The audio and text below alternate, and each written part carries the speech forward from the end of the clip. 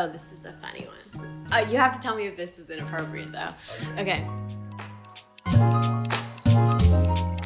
What's up everybody, and welcome back to another Thread Daily. I'm Jess, and I don't really know why I said another because this is my first one. This week, we're gonna be discussing the very important topic of sex education.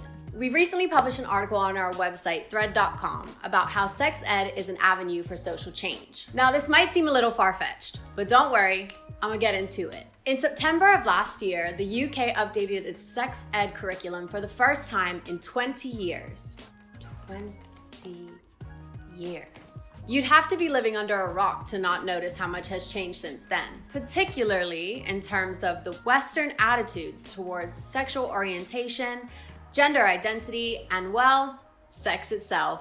It's everywhere, in TV, movies, film, music. Yet, discussions about sex that weren't rooted in biology and reproduction have been left out of classrooms for all of this time.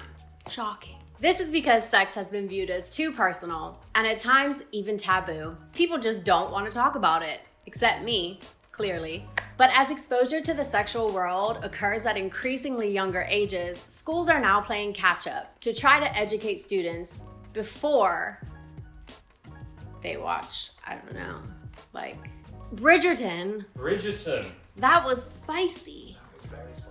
And let's be honest, this is totally necessary. Information on sex gathered from inexperienced friends and curious Google searches don't always offer the most reliable results. So how are teachers doing it? Wait.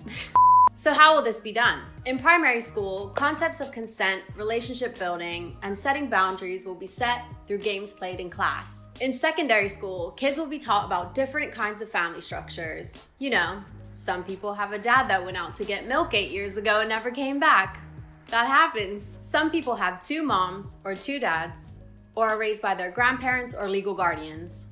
It's all cool. The biggest change, though, will be the inclusion of LGBTQ identities in the curriculum for secondary school students. The government now believes that school curriculums must be an accurate representation of what British society is really like. It's also essential that students see themselves reflected in curriculums, which lessons couldn't do in the past because they focus mainly on heterosexual relationships. The hope is that formal education will help students feel more comfortable in who they are from a younger age. They will also be more accepting of differences in one another, as well as people they go on to meet later in life, which will hopefully reduce school bullying and hate crimes in the future, in future society. That kind of confidence and understanding will spill into all areas of life, including when it comes to standing up to social injustices, like race and gender inequality, abuse, homophobia, transphobia, or just plain assholes. Can I say that? Yes, you can. Yes! The first year of this new curriculum is still in progress, so we'll have to wait a while to see how it goes. But as some super old dude said in the 1500s, knowledge is power. You could do like things spraying out from my hands, like knowledge is power. Knowledge is power. And that definitely applies to sex ed too. If you'd like to read more about sex education, which I'm sure you do, head over to thread.com and read my article. It's an opinion piece. Hopefully you agree with my opinions. If you don't, you can drop me a DM on Instagram and we can fight it out. So as always, leave a comment, like, subscribe. We'd love to hear your opinions on this beautiful video, and see you next time. Jess, I have a question for you. Yeah. What is sex? Particularly,